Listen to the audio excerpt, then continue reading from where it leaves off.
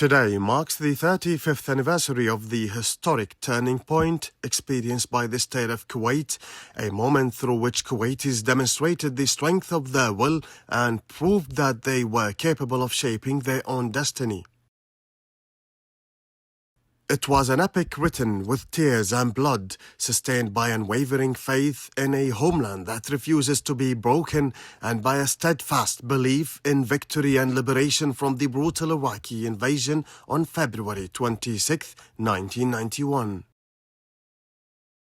With the launch of the Iraqi invasion on the morning of August 2, 1990, the people of Kuwait, from all walks of life, rose together to elevate the voice of legitimacy and justice, affirming that aggression, no matter how oppressive, was destined to fade.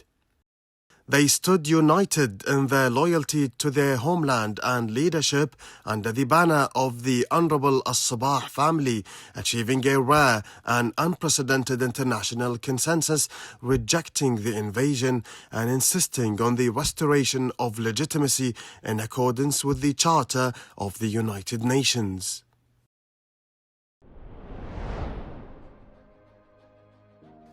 February 26th of 1991, a date forever etched in the collective memory of the Kuwaiti people, a day on which the state of Kuwait rose once again, embracing the horizon adorned with the values of freedom, pride and dignity. The brutal Iraqi invasion brought with it scenes of killing, destruction, sabotage, looting and torture. Acts were imposed upon a land that had only known the language of peace. Yet, after nearly 7 long months of suffering that weighed heavily on the hearts of the loyal Kuwaiti people, an end was destined to come to the dark chapter. Liberation restored not only the land, but also the spirit of a people who never surrendered their faith in justice and sovereignty, and who followed the wise leadership with steadfast faith, patience and unwavering trust in the just outcome. At a decisive moment in history, allied and partner nations stood alongside Kuwait, forming an international coalition that upheld legitimacy and worked to restore the sovereignty of the state of the Kuwait. On this day, Kuwait also remembers its martyrs and prisoners of war, those who gave their lives, endured hardship and stood firm for the honor and dignity of a beloved and proud nation.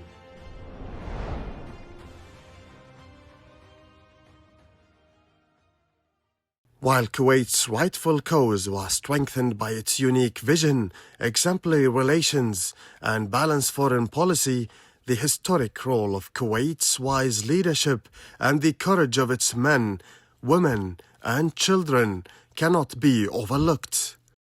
They played pivotal and defining roles in defending Kuwait's rights in international forums and carrying its message to the world. Foremost among them were the late Emir Sheikh Jaber Al-Ahmed Al-Jaber Al-Sabah, the late Crown Prince Sheikh Saad Abdullah Salim Al-Sabah, and the late Emir Sheikh Sabah Al-Ahmed Al-Jaber Al-Sabah, may Allah rest their souls, alongside many other figures who each left their mark in restoring Kuwait to its people. From the very first moments of the invasion, Kuwait raised its cause at regional and international forums, mobilizing broad international support, particularly within the United Nations Security Council and during the meeting of foreign ministers of the non-aligned movement held on the sidelines of the United Nations General Assembly on October 5, 1990. From the podium of the United Nations, the world stood listening to Kuwait's then Emir as he addressed the international community about his nation's cause, declared,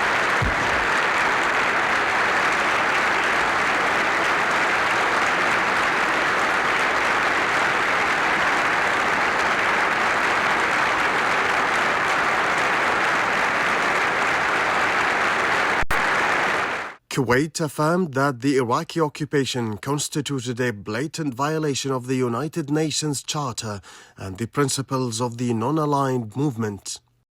It called upon member states to condemn the aggression and to maintain their principled positions adopted by the international community, particularly full adherence to the United Nations Security Council resolutions addressing the Iraqi aggression.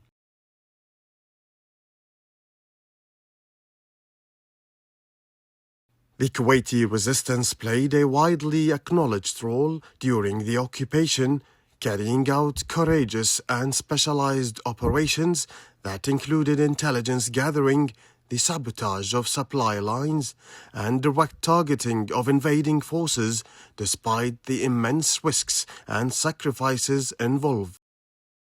This resistance was cohesive and composed of members from all segments of society, making it a lasting example of national unity.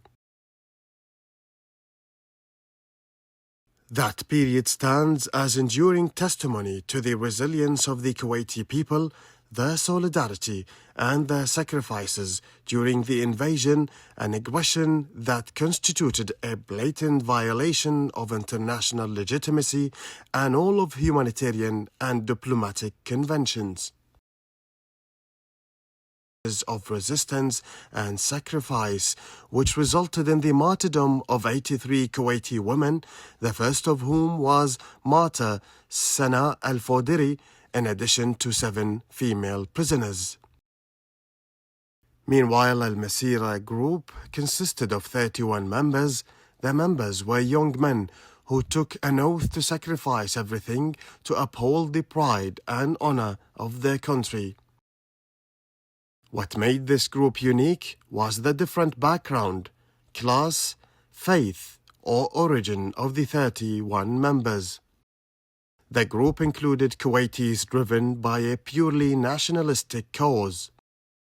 As a result of their varied backgrounds and origins, the group itself became a well-known example of unity to others. In response, the member states of the Gulf Cooperation Council moved swiftly from the very first hours based on the principle that an attack against any member state constitutes an attack against all GCC states. The GCC countries formed the core of the political and diplomatic response, rejecting the aggression and its consequences and demanding an unconditional withdrawal. In this context, the foreign ministers of the GCC convened an emergency meeting in Cairo on August 3, 1990, on the sidelines of the Arab League Council meetings. The efforts of the GCC states also succeeded in convening the Arab Emergency Summit in Cairo on August 10, 1990. The GCC states played an effective role in securing a series of United Nations Security Council resolutions aimed at ensuring the withdrawal of former Iraqi regime's forces and the restoration of Kuwait's legitimate government without conditions. These efforts began with Resolution 660, issued on August 3, 1990, which condemned the invasion and demanded an immediate and unconditional withdrawal. They continued with Resolution 678, adopted on November 29, 1990, which authorized the use of all necessary means to uphold and implement relevant Security Council resolutions and to restore international peace and security in the region, followed by additional resolutions addressing the removal of consequences of the aggression. These Gulf efforts and positions were crowned by the decisions adopted at the 11th GCC Summit held in Doha in December 1990. The summit reaffirmed the GCC states' firm stance against the aggression and their determination to resist it and eliminate its consequences. The GCC states played a fundamental role in the liberation of the state of Kuwait by mobilizing their political and diplomatic influence and deploying their military and material capabilities, leading to liberation in February 1991. In the aftermath, they continued to demand the implementation of relevant United Nations Security Council resolutions and the removal of the effects of the invasion and occupation.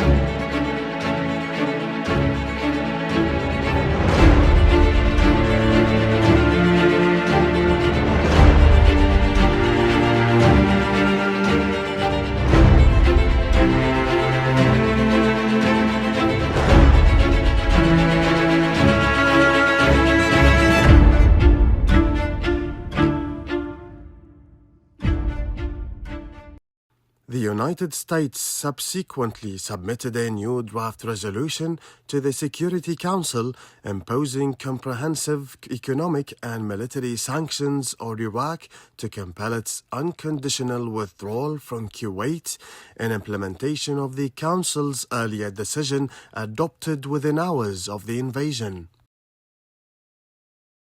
After amendments and the addition of several provisions, the Security Council adopted Resolution 661 on August 6, 1990, the second resolution following the invasion, reaffirming its determination to end the occupation of Kuwait and restore its sovereignty and territorial integrity. Development soon necessitated opening the door for peace-loving nations to deploy forces to the region. Intensive contacts were launched among the global capitals to form an international coalition, particularly after the Security Council adopted Resolution 662, which categorically rejected Iraq's decision to annex Kuwait, declared it null and void, and called upon all states, international organizations, and specialized agencies not to recognize the annexation.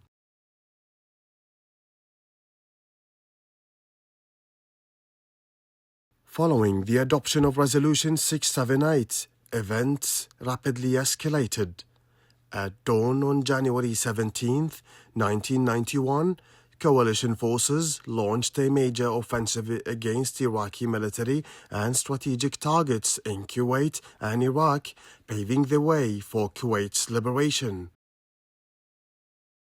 The campaign included extensive aerial strikes on Iraqi military installations, command and control centers, public facilities, bridges, water and power stations, as well as more than 60 military bases. Preparations then began for the ground offensive.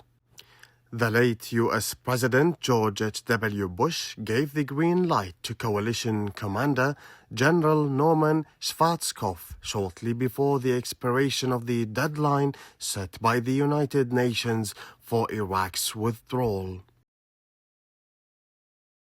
On February 24, 1991, coalition forces launched the ground offensive against Iraqi troops in Kuwait. Forces from 30 countries, equipped with advanced military hardware, engaged Iraqi forces and destroyed their positions on Kuwaiti soil. The Iraqi army soon collapsed under the intensity of coalition strikes as forces advanced toward Kuwait City. And by April 3, 1991, Resolution 687 was adopted by the United Nations Security Council, which entailed the formal ceasefire following Operation Desert Storm. The resolution also established UNICOM, United Nations Iraq-Kuwait Observation Mission, which was a peacekeeping mission to monitor the ceasefire between Kuwait and Iraq and to stabilize the border following the Gulf War. The Secretary General further decided that the modalities for the mission should be reviewed every 6 months, but without requiring in each case a formal decision for its extension. The Council's formal decision would be required only for UNICOM's termination, thus ensuring the indefinite duration of the mission, its termination being subject to the concurrence of all permanent members of the Council. The Council gave UNICOM a mandate to monitor the demilitarized zone and the Khor Abdullah waterway to deter violations of the boundary and to observe any hostile action mounted from the territory of one state against the other.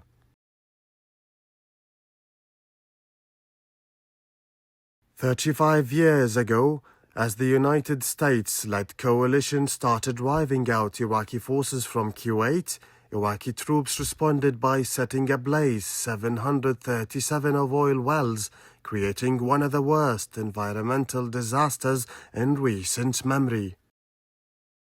Smoke from the arson in the Greater Burgan oil fields continued to obliterate the sun, and the flames lit up the desert horizon.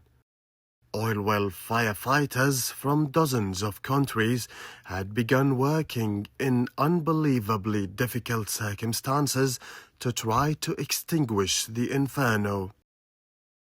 The smoke, having initially stretched for 800 miles, along with the 11 million barrels of crude oil that were poured into the Arabian Gulf, created nearly 300 oil lakes on the surface of the desert, polluting the soils and becoming one of the worst man-made environmental disasters in history. The disaster prompted long-term environmental studies and health concerns that continued for years after liberation. Kuwait's economy faced immense reconstruction costs. Infrastructure repair, institutional rebuilding, and compensation processes required coordinated national planning. Reconstruction became not only physical but institutional. Ministries were restructured. Defense policy was reassessed. Economic planning incorporated resilience measures. On the 14th of March 1991, less than 3 weeks after the liberation of Kuwait, the late Emir Sheikh Jaber al-Ahmad al-Jaber al-Sabah returned to his homeland. His return was not merely a ceremonial arrival. It marked the full restoration of constitutional authority on Kuwaiti soil. Upon arrival in Kuwait, he addressed the nation. الكويتيين الذين وقفوا وقفة رجل واحد، وخاصة الكويتيين الذين بقوا تمسكوا في أرضهم ولم يتركوها مع العذاب ومع الإهانة ومع القتل الذي عملوا به من قبل المحتل الغاشم. ونحمد الله كثيرا على إعادة بلدنا إلى أصحابها، ورجعت الكويت الكويتيين، وسنحفظ هذا التحرير الذي قام به أشقاء لنا، وخاصة المملكة العربية السعودية ودول الخليج والإخوة في مصر وسوريا والدول الإسلامية الأخرى والدول الصديقة، وعلى رأسها الولايات المتحدة الأمريكية، على ما قامت به من جهد وبذلت من إمكانيات في سبيل إعادة الحق إلى نصابه، ولله الحمد. تجدون سعادة في وجوه الكويتيين. His message emphasized unity, reconstruction, and constitutional continuity. He did not frame the moment solely as victory, but as responsibility. Responsibility to rebuild institutions, restore public services, and reinforce national cohesion. With his return, state bodies leapt into action to assess the scope of the damage, putting together short and long-term solutions that centered on immediate efforts to put out the blazing oil wells, simultaneously resupplying a starving global oil market with much-needed Kuwaiti crude. Reconstruction efforts that stretched through the day and night hours were not a national endeavor alone. Rather, Kuwait partnered with global bodies with vast knowledge on the matter in a bid to restore proper conditions to the damaged oil facilities. And exceeding all expectations, the job took only 8 months, with firefighters from Kuwait and around the world risking their lives to extinguish the infernos, sometimes working for 10 hours straight in 50 degrees Celsius heat. All burning wells were controlled within 240 days, with the participation of 27 international teams specialized in extinguishing oil fires.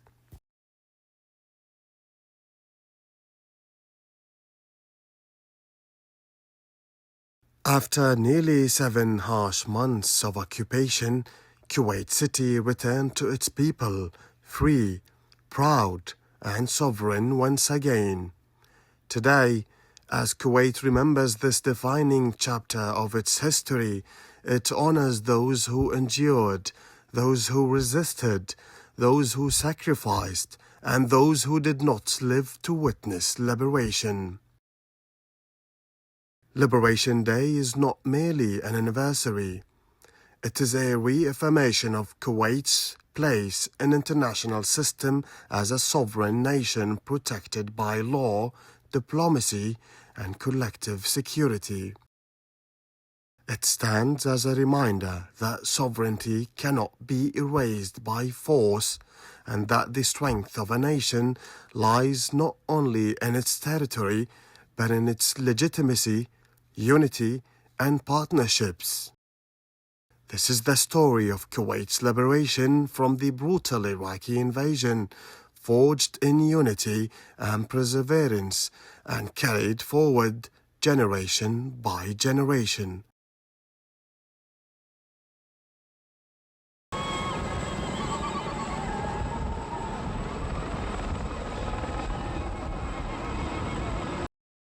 On the 26th of February each year, Kuwait awakens to a day that carries both solemn meaning and visible national pride. Liberation Day is not observed quietly. It is lived in the streets, expressed in national symbols, and reflected in the collective memory of the country. From the early morning hours, the Kuwaiti flag becomes the dominant image across the nation. The flag is raised not only as decoration, but as a reaffirmation of sovereignty restored in 1991. Official ceremonies begin with state-led observances. Senior leadership, ministers, and military officials participate in commemorative events, while military units conduct ceremonial parades presenting disciplined formations that symbolize preparedness and national defense. National addresses emphasize unity, constitutional continuity, and the importance of sovereignty under international law. These formal events are measured and dignified. They reflect the institutional dimension of Liberation Day, the restoration of governance, legitimacy, and stability after months of occupation.